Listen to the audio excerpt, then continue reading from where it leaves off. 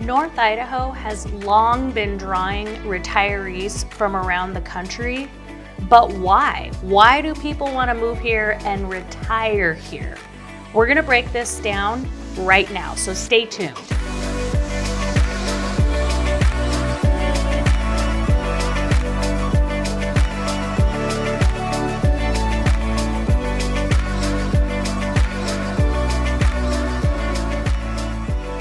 Welcome back, everybody. We appreciate you always joining us. It's your favorite North Idaho real estate agents, Lindsay Allen, Sammy Randazzo, and we're here to kind of break down or discuss why people love retiring in North Idaho. We have a huge retirement community here, and they actually make up a pretty significant percentage of the demographic up here. There are some pros and cons about that. We're not going to get into the pros and cons, but we're going to list out for you 10 reasons why retirees love to come to North Idaho. But before we get into it, if you are enjoying this content and you appreciate these videos, which we're putting out weekly, make sure to like this video, subscribe, and also turn on notifications so you can stay up to date on everything North Idaho.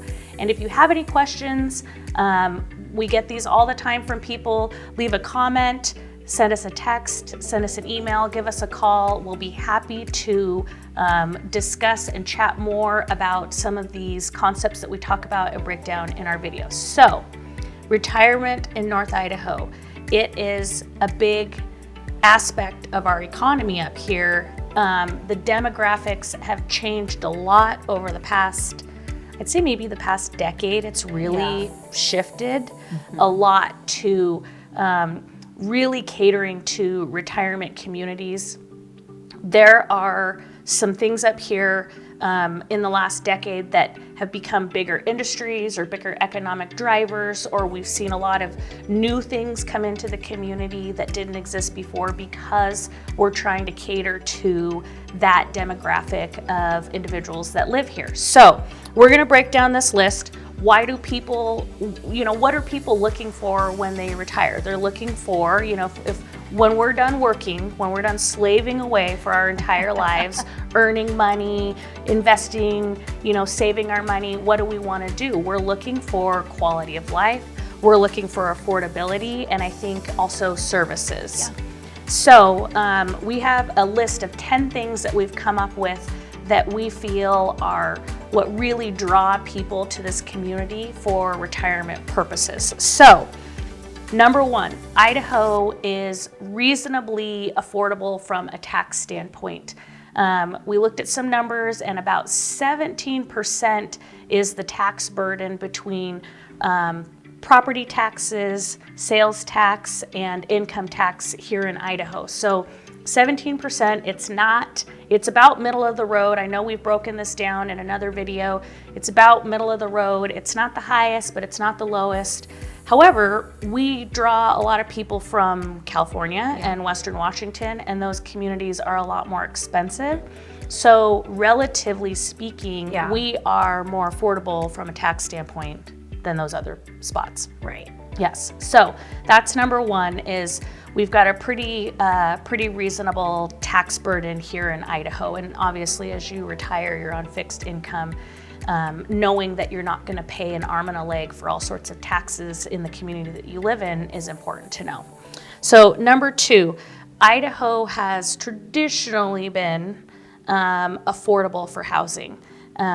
Obviously, we're going to put the asterisks in there that in 2020, things with COVID really, and whether it was COVID or the remote work thing, things really took off in terms of affordability. Now, I would say we are not as affordable as we used to be. No, definitely not. And so, although that has typically been a driver, we are seeing some changes to that in the last few years. So I will say that. One thing, it's all relative. There are people coming from, again, California, Western Washington. Those are our biggest, points of migration. their cost of living and their housing is far more expensive than it is here. Right. So yeah, comparably. yeah, so for the outsider, this still is pretty affordable. Yeah. For the local who's been here for a long time and is moving into retirement, it's not as affordable as it used to be. So unfortunately, it's getting a little less affordable, but relative for some people moving into the areas from other places, it still is pretty affordable. So next thing on our list, North Idaho is still relatively small and quaint. Yeah. So, you know, you can walk down the street and it doesn't feel like it's super busy. I don't know about you, but I sometimes don't lock my doors at night or, you know, lock my car when I park it. Yeah, I like forget, and it's not the end of the world. Yeah, exactly. So yeah, my parents, we never locked our house growing up. Yeah, and so I know we'll get into this on kind of the safety and crime, but it's still a small town. It, you know, how often do you go someplace and you know somebody? Oh, everywhere I go. Yes. For the most part. Yes. Yeah, 99% of the time you walk somewhere and you're like, oh, hey, Susan, grocery what's store, up? restaurant. Sammy usually frequents Syringa, so you'll find her there. I like it there. The gym, anywhere. You go, yeah. It's small enough that you'll find people that you know, you'll see someone somewhere. And it's still quaint enough, and we've talked about this in other videos. People are really friendly. Yeah. Very nice. You know, people hold doors open for you. People say hi. Like when you're walking down the street, you know, usually people are like, hi, you know. There's this acknowledgement that there's another human being on the sidewalk with you. And in big cities, people, I think, become so in their own bubble and tunnel vision. Yeah, because there's so much stimulus and things around that, you know, you just kind of narrow your focus. But here, it's still so small and quaint. It's just friendly. So I think that's always a great draw for retirees. They love that. Warm. Yes. Inviting. Warm and inviting, for sure. So the next thing on the list is the recreational opportunities. And we've touched on this in many other videos. And I think this is obviously one of the big points, is that there is so much to do right out our front door. Whether it be getting on the lake, hiking, hunting, boating, fishing, skiing, snowmobiling. I mean, all of it. Any recreational opportunity you can think of, you will find it here in North Idaho, somewhere between a 30-minute to an hour drive from your front door. Yeah. And in a lot of other places, you have to go a lot further to access a lot of that stuff. Yeah. So, well, and like in, you know, like Row or NIC even, they do like rentals, like paddle boards and kayaks. And so it's like, even if you know, aren't living close to the lake or own some of these toys, they're easily accessible for like fairly inexpensive. You do like a couple hour like rental, like hop out on a paddleboard for an hour and they deliver it and you just kind of show up and make it very easy. Yeah. Yes. That goes also with boats. You can rent boats and get out on the lake. Obviously boats are very expensive, so to rent something and get out on, you know, Coeur d'Alene Lake, Hayden Lake, you can do that. Almost all of the ski hills have rentals for skis and snowboards. So I would say too, another thing is sometimes getting into a lot of these recreational hobbies is expensive. Yeah. And what if you don't like it? Yeah, exactly. What if you don't like it? What if you go and buy $2,000 worth of ski gear and then you find out that you hate skiing because you don't like going to be cold. Yeah, you don't like to be cold. Exactly. Right. It happens. So renting stuff gives you that opportunity to test a lot of these recreational activities out. Find what you like before making the big investment to continue to do it long term. So next thing on the list is just the scenery up here. It's incredibly scenic. It's gorgeous. Everything's very green and blue. Yeah. Now, Sammy's grown up here her entire life, and so she's kind of acclimated to it. Yeah. I grew up in southern Idaho, and I'm spoiled. Yeah, you are spoiled. I'm like, oh my gosh. I'm jealous. But I grew up in southern Idaho, which I love Boise, don't get me wrong, but it's high desert. And it's a completely different geographic setting than it is up here. And I think part of the reason I continue to live up here and have put such roots down here is because it's so beautiful. You can travel to all different parts of the world, all different geographic settings, and every time I come home, and I know you can say the same thing because you've traveled a lot, but it's just so pretty. It is. Yeah, we're pretty lucky, and I have to remind myself every I know. now and then to be like, this is not normal. No, it's not normal. This is not normal. No, not at all. It's beautiful. Yeah. I mean, there's pictures, everything looks like you're living in a postcard or a calendar, you know, a resort town setting in the mountains, just green trees as far as the eye can see, and everything is just so clean. There's no smog, the skies are blue. It's just so beautiful up here, and that never, ever, ever gets old. No. Never gets old. And you appreciate it when you travel to other places and you come home and you're like, we're so lucky we live here. Yeah. So lucky we live here. So next thing on the list for retirees is our medical community. And we have Kootenai Health here in town, which is our biggest hospital, and Northwest Specialty Hospital, and a ton of other smaller clinics and private practices and specialty care. Lots of orthopedics, cancer care.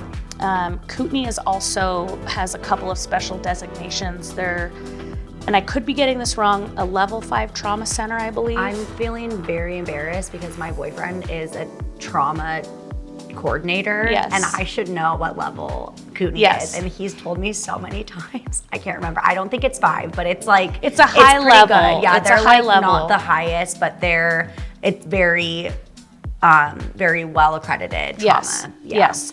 And the point of the levels of trauma care is that for certain types of injuries or certain types of catastrophic traumas, certain hospitals are equipped to handle those, and some aren't. So you get into a really terrible, they have to send you somewhere else. So if you get into, for example, I remember this a couple of years ago, there was a huge accident on I-90 up by Lookout Pass, and a trucker had jackknifed his truck and crashed through the median. It shut down traffic in both scenarios. They sent an ambulance over. They had to amputate a leg in the truck on the highway, but that was to get him out and to get him back to the hospital here in town. Had we not had Kootenai Health here in town, that man probably would have died because they did not have the skilled trauma team there to handle such a complicated, like catastrophic situation. So the level of trauma care correlates to the level of service that you can provide the community for catastrophic events. And so we have that here in our community. If you're out recreating, you know, four-wheeling, skiing, somewhere in the backcountry, hunting, you know, we've got the ability to send people to this hospital here in town. And so and then also, not to mention, we're 30 minutes away from Spokane, as we've talked about in other videos. And Spokane in and of itself has a huge medical community as well. And so you see a lot of kind of cross-pollination between Spokane and Coeur d'Alene in terms of the medical community, and they work together a lot and send people back and forth a lot. So high quality, a lot of specialized services here in our community. And so that's also really great for retirees. In some smaller communities, you don't get these things, and you have to travel for that. And they're right here in our backyard. Yes. So next thing on the list is there is a large contingency of retirees in this community, like we mentioned. I've seen kind of multiple different statistics on this, but a minimum of 25% up to 30% of our community is 65 or older. So you're going to find a lot of people who are in a similar life, what do we call that? A similar time of life or a similar demographic, a walk of life. Yes. Yeah. If you're a retiree, you're going to have a lot of other people to hang out with who are in that same stage of life up here.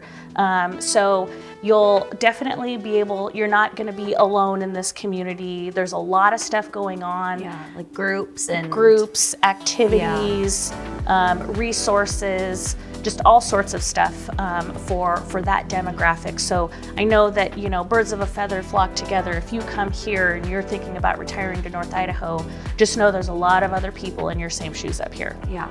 Yes. So next on the list is, and we were kind of giggling about this earlier, I'm making it its own bullet point, but pickleball. If you haven't heard of pickleball, it is kind of a modified tennis, almost with a little touch of like ping pong. Yeah. The paddles are solid. They're not netted like a tennis racket traditionally is. The court is not as big. The nets are like quite a bit smaller. Yes, yes. But pickleball has taken off in our community, and the people that we see playing pickleball are typically in that retirement demographic. And it's probably because they've got the time, you know, at 10 a.m. to meet up at the park and play outside. So when the weather gets nice up here, I was telling Sammy, they have tournaments. I love it.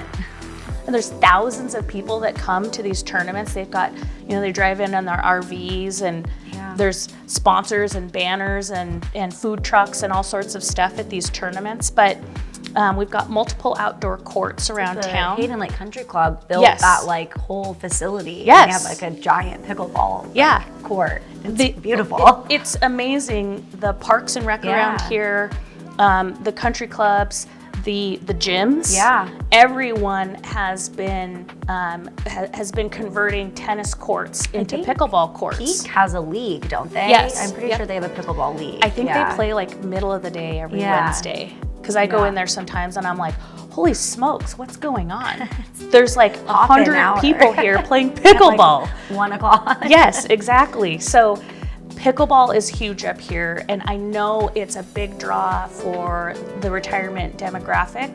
And so just know that when you come here and you make friends up here, they're probably going to try and draw you into playing pickleball with them. And you'll probably love it. It's really fun. Yes, yes. It is fun. It is. Have you played? I've not played. I know a bunch of people and they're like, come play pickleball. And I'm like, I've never played before. It's fun. They love it though. It's really fun. Yeah, it's a great exercise. It's a lot of fun. It's not as serious as tennis is. It's not as strenuous as tennis is. So it's kind of a good lifetime sport. Yeah. So next on the list, we kind of mentioned this earlier, the low crime rate and the safety around Idaho, North Idaho especially. Like we said, there are many times I live downtown, you live midtown-ish, locking our doors, locking the cars. Like, we don't have a lot of homicides. Right. Maybe one a year. I mean, just to put it out there, there is, you know, the occasional homicide. It's a lot of times it's a domestic situation. Right. I think the biggest thing we might deal with here is kind of vandalism or car break-ins, you know. Just as I say, I don't lock my car. But it's not that frequent. So I think the other thing, I mean, just to be transparent, I think the other thing we kind of deal with here mostly is maybe some drugs. Yeah. There, I think in the rural areas, you see, and I think, again, this is a consequence of the opioid epidemic, but, you know, there's pills or meth. Meth, quite a bit. Meth, is kind of the most frequent thing I think we see up here. But again, this is not something that's so frequent that it's like, you know, a constant issue on the front page news. Right. So crime is really low. It's very safe here. As a woman in my 30s, I've walked around downtown and walked around Coeur d'Alene in areas where after dark, you know, I've gone places alone. I've never felt unsafe. Have you? I mean, in a blanket statement, no. There's obviously been like a few. Yeah, there's because I used to work in like the bar scene, so when I would get off work at like 2 a.m. Every once in a while, yes, I'd be like, someone help me to my car. But walk me to my car. On a blanket statement, I would agree with you. Yeah, it's very safe. It's not like you're, you know, walking around with like your keys in your knuckles, like getting ready for somebody to like jump you, essentially. Yeah. Which is, I think, is pretty fortunate. Yes. Yeah. And we hear a lot of stories as realtors of people moving from California And especially nowadays in Western Washington, because in the city limits of Seattle, and I don't know 100% about all of this, but this is something that comes up in conversation. They've kind of decriminalized a lot of petty, smaller crimes, especially like robbery crimes. I want to say if it's like under $500 or $700, the city of Seattle won't prosecute crime. So people's cars are getting broken into, laptops, phones getting stolen, you know, a lot of vandalism and robberies in these communities. And then you'll have like these homeless camps set up, and it worries a lot of people just with the crime and the drug use that can happen around these camp setups. We don't see that here. Right. We don't have that stuff here. So it's definitely a relatively crime-free, safe community to live in. So last but certainly not least, this is kind of one that I thought was kind of cute for retirees, especially if you're moving here from different areas. Your family probably lives in California still, or Washington, or Colorado, or you know, we're seeing Vegas. some people. There's a lot of Vegas people have been coming up, and Nevada, Texas as well. Yes, exactly. All those hot places that people don't want to be all year. Yes, They'll come here. They'll come here, and you oftentimes leave your families behind. Well, guess what?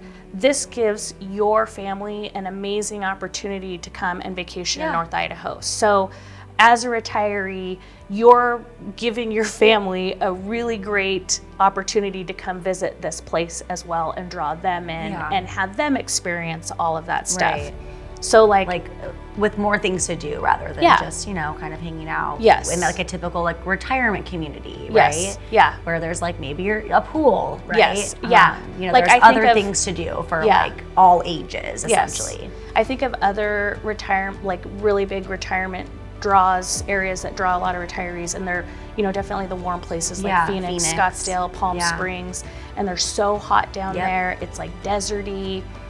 Up here, it's a little bit different. We get all 4 seasons, so you know, it could be fun to come up in the summertime and play on the lake, but you can also come up in the wintertime and ski. Trip. Exactly. So lots of reasons to bring family members up to come visit you and spend time and make those memories and you know, whatnot. So it's an amazing place to also have your family visit. So those are our top 10 reasons why people typically find North Idaho an amazing place to retire. If you have other ideas or reasons why you moved here, if you're a retiree, place those in the comments. We love to hear Let us know. other people's opinions and ideas and perspectives on some of the content that we create. Again, if you have any questions about retirement in North Idaho, don't be afraid to reach out to us. Call, text, email, and again, don't forget to like, subscribe, turn on notifications so you can stay up to date and see us every week. We'll be back next time with some more information. Hope you enjoyed. We'll see you next time. Bye. Bye.